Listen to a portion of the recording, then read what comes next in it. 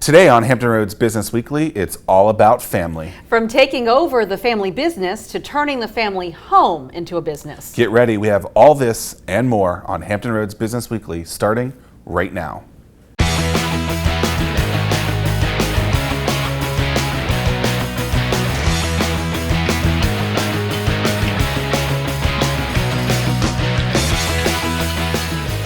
Hello and welcome to Hampton Roads Business Weekly, a look at the businesses and entrepreneurs making a difference in Hampton Roads. I'm Zack Miller. And I'm Cheryl Tan. Today we take a look at some of the pressures and challenges that come when you mix business with family. But first, we are proud to introduce a series devoted to cybersecurity. I recently spoke with Regent University professor Dr. Jeff Hayman about just what cybersecurity is and what you can do to protect your business.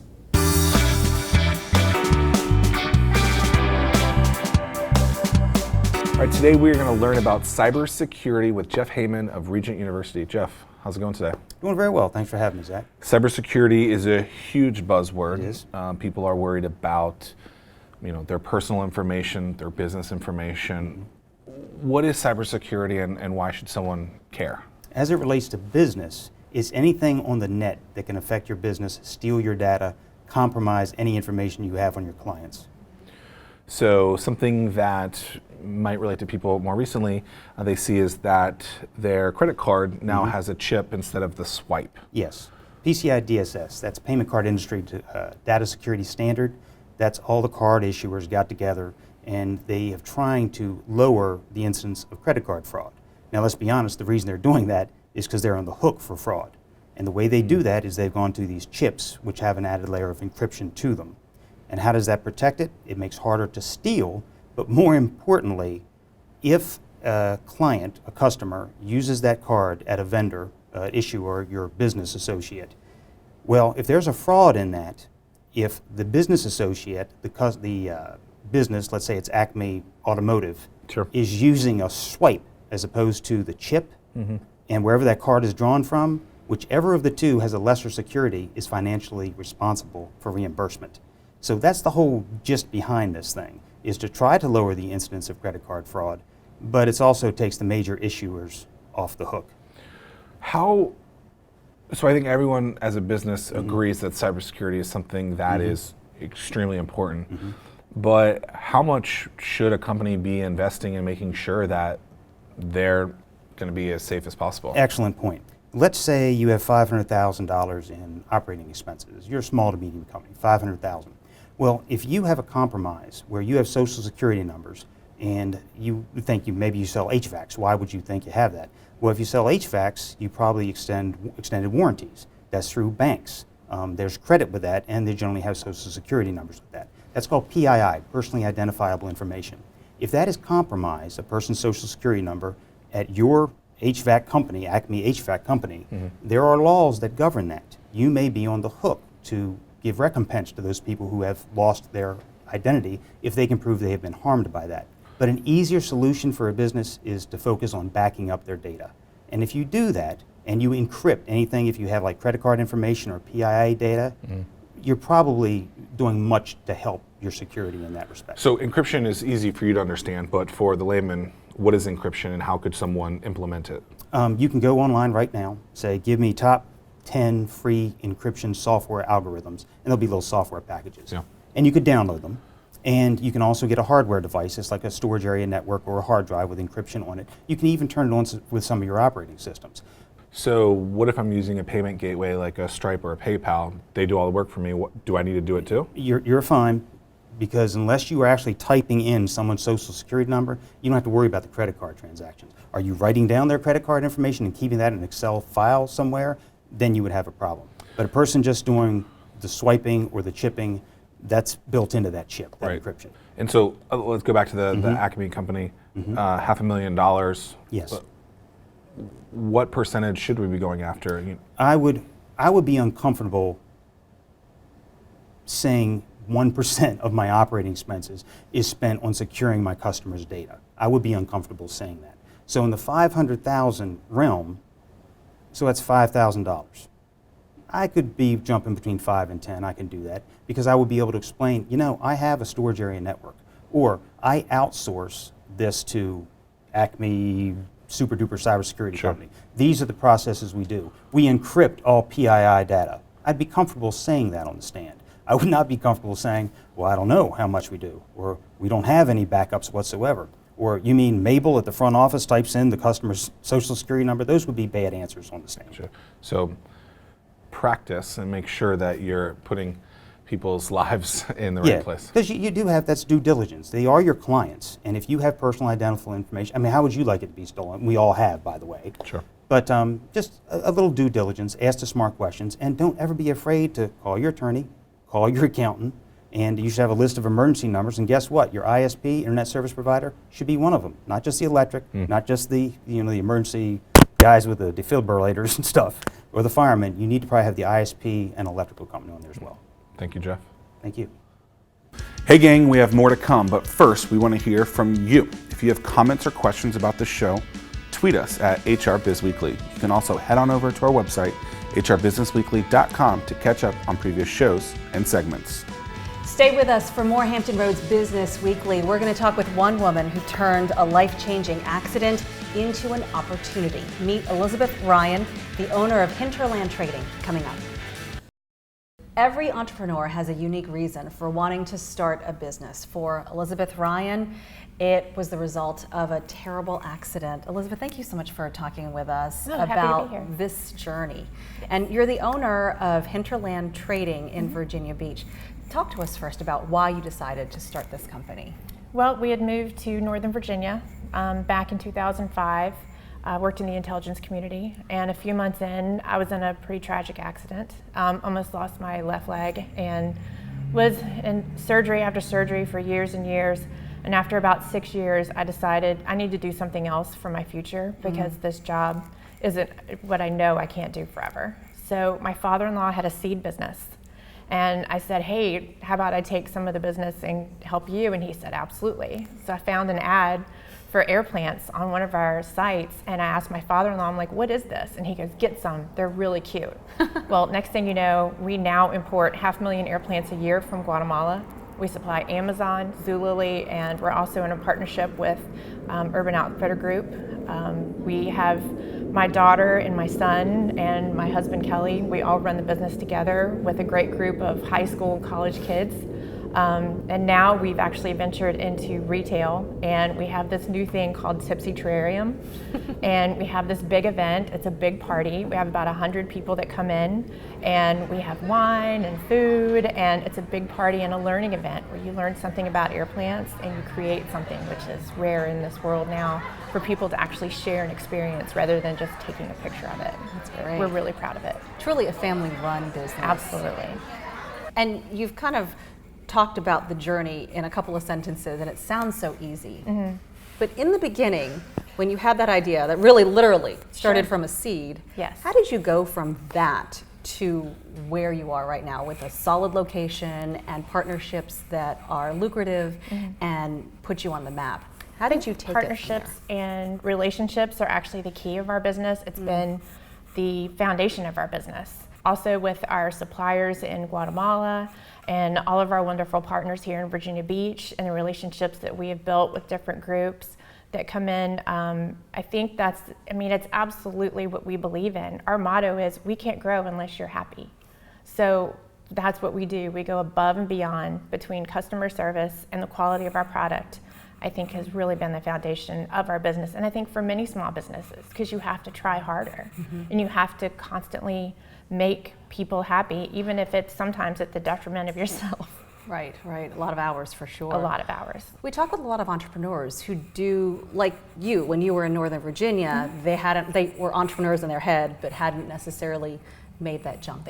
They didn't necessarily have the thing. Sure. So what was that validation phase? Once you had the idea, what was it that took you to the storefront, to that next step? What was the thing that made you realize that, hey, I could make money from this, or this could be a business? Social media. No Absolutely way. social Okay. media. We started with a few little parties. We maybe had 5 or 6, maybe 12 people at a time, and we were like, okay, this is maybe not for us. And then we put some money into a Facebook ad, and did Facebook Live video, and now we book out parties a month in advance of 124 people, 4 or 5 times a month. And every time we do one with a new video and put it on social media, we have almost 32,000 followers on Facebook, and they are begging us to come to other cities across the US, which we would love to do. So people are going to want to know, what do you do in your Facebook Live videos? What is it that you do that attracts all that attention and that engagement? I think it shows that the people that come to the parties brought someone that they really want to spend time with. They come in, it's a happy atmosphere, it's an upbeat atmosphere, you're building something organic. You're not just going home with a tab from dinner, you're actually bringing something home that you created. And I think making something with your own hands that you haven't done before, and it's a living thing. I mean, air plants are so unique and they're so cool, and they bring that home and they put it in their house, and it's a constant reminder of the great time that you had with someone that you really wanted to bring to the event. Nice. And then you show that live on your Yes, videos. we do. People see that, they can They share with their feel it, friends. and then they come and visit. Yeah, Wonderful. Congratulations. thank you. And thanks so much for sharing your story, Thank you. Elizabeth. Coming up next on Hampton Roads Business Weekly, we're going to talk to a Airbnb superhost who, yes, she rents her house to strangers to make money. Next.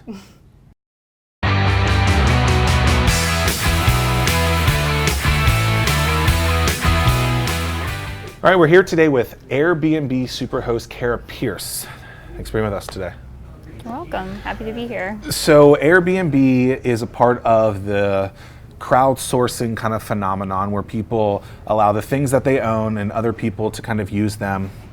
We've heard about Uber and Lyft, but now people are renting out a spare room in their house. Maybe they have an extra house that they can allow people to rent. How did you learn about Airbnb? Well, we were planning a trip to Norway and we wanted to kind of stay somewhere off the beaten path. So we were just Googling properties through VRBO and HomeAway, and Airbnb just popped up, and we found 2 places that looked really good and had good reviews, so we just went with it. So you booked it, had a good experience there, and then Right. came home, and what happened? So actually when you book it the first time, if you listed your own property, you got like $25 or $50 off your reservation cost for our trip to Norway. So we just happened to have a space behind our house in a barn where we had finished it off for a family to stay when they visited. And we just listed it on a whim just to save like a small chunk of money. Yeah. And it was booked right away and booked that whole summer after we first listed it. Wow. So you guys have a barn in the back of your house that you guys had renovated that basically Right. was just sitting there, and you saw an opportunity to at first make 25 or 50 extra bucks, threw it up there, and then people started renting it. Yes. From an emotional standpoint, were you scared? Because I think a lot of people kind of from the first step are like, someone staying in my house. I mean, it was a little awkward at first because I was thinking like, okay, there's strangers coming on my property and I have to talk with them and make sure everything's good for them. But everyone was just cool and, great guest and happy, and it worked out really well. So you're a superhost, which Right. is actually a legit title, Yeah. not just self-proclaimed. Right. What does being a superhost mean? Well, you have to have been on Airbnb for a while, and then you have to earn a 5-star rating, like a certain percentage of your reviews. I think 75 and higher have to be 5-star reviews, and then you have to have a good response rate and do all your reviews for all your guests and all of that. So you just meet all the criteria over a certain period of time and you get Superhost. I think a lot of businesses struggle with doing reviews and getting people to rate their business. But you saw this as an option to be able to make more money. How do you kind of maneuver the rating system at Airbnb so that you can get 4 or 5 stars, so that you can get that Superhost status? I mean, I just make sure that our property is comfortable, clean, calming, serene, a nice place to be, and then I focus on the customer service aspect. Basically, if you're really responsive to your guests that are coming, if you're available via text or whether they want to knock on your door and you have to answer a question, personally greeting them when they arrive, all of those things I think are what make the reviews good. Now, the city of Virginia Beach and several cities across the Commonwealth and across the country are now making these Airbnb hosts get a business license. This year for you, 2017, is the first year that happened. Now, some would say that now maybe you're an entrepreneur. Did you ever think that you were when you did this, and now that the city's making you get a business license, do you consider yourself one? Yeah, I mean, it feels a little more legitimate, not just sort of a side job thing that we're doing. But I mean, it never really felt like that much of a risk, so it just seemed to make sense as something to do. So, but from an official standpoint, Yeah, I would say. you would say you're now. Do you guys think about maybe getting a second house and being able to do it, or Yeah, I expanding? mean, it does make me entertain those options all the time. Like, I think we should get a house out in the mountains. We could just pay for it by renting it on Airbnb. So I see those options more, and I think through them more. If someone was looking at maybe becoming a host of Airbnb, maybe looking at ways to support their family or make some more money, or maybe even help bootstrap their business, what would you tell them to get started? What would I tell them to get started? I mean, just make sure they had a great space and be willing to put in the customer service aspect of it, because you can't be the absent Airbnb host. Well, some people do, but I think that's a big part of it, being able to just be responsive and be there, or have someone else who's acting on your behalf. So be responsive and have great customer service. Right. Awesome. Kara, thank you so much. You're welcome. Thanks. We're talking today about family-run businesses and the decision to stay in the company and run that business. Sherri Miles has more insight on that coming up on Hampton Roads Business Weekly. When you come from a family of entrepreneurs and they have successful businesses, as a relative, is it expected that you take over the family business? That's what we're talking about today with Sherri Miles. Sherri, thanks so much for talking with us today. My pleasure, Cheryl. So 4 generations of entrepreneurs in your family, and I know you weren't on board right at the very beginning. Right, you talk about expectations. I'm blessed that my father never really expected me to come into the business. In fact, he expected us to make our mark in whatever way we chose. I was also fortunate enough to have another career before coming in to roofing, and it was really my choice, and it's been a great choice. Right. So you're the president of Miles Roofing and the VP of J.D. Miles and Sons. Correct. And so it's roofing, it's construction, and what are some of the things that you did to figure out, I didn't want to go into this industry, but I do want to go into it now? Because it wasn't the entrepreneurial path that you started out with. No, I thought I was going to be an attorney and worked in a law firm for a little while, and was really at a crossroads in my life, whether to go to law school, divinity school. I was just all over the map, and my dad said, hey, why don't you come home? I need help, and I did, and I did not like it.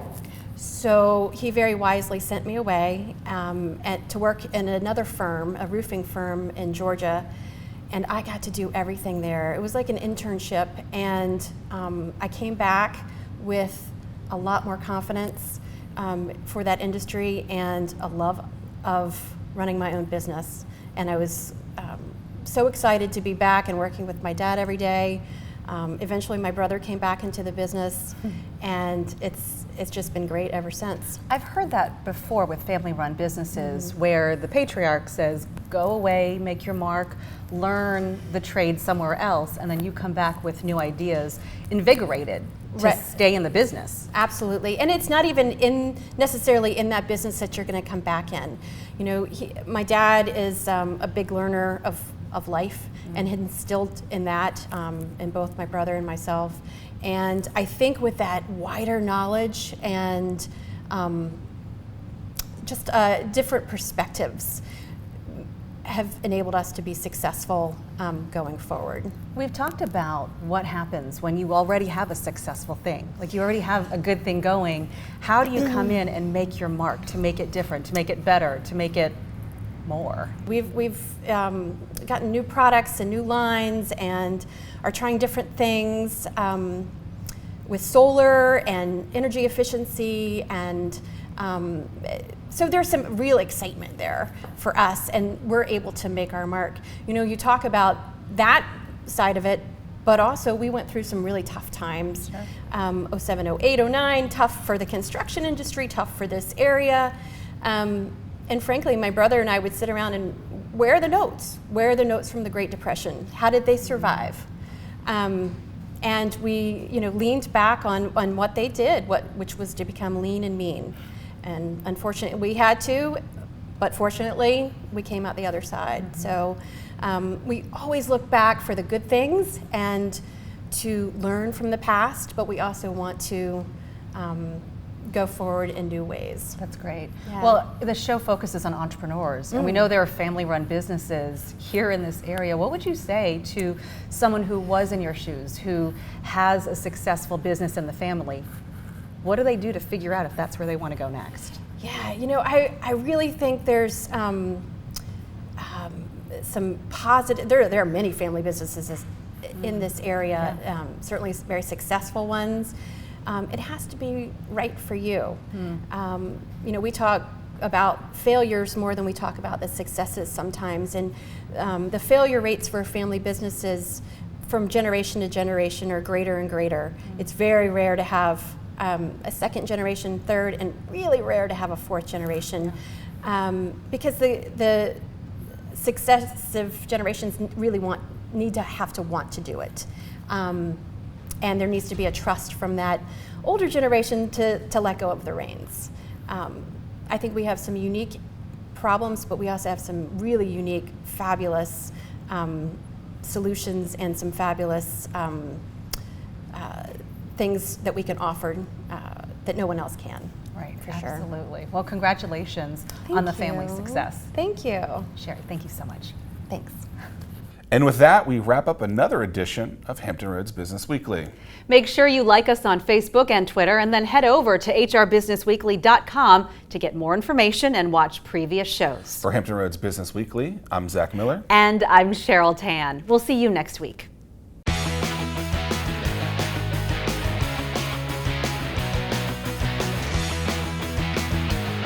Hampton Roads Business Weekly, sponsored by Regent University and produced by 13 News Now.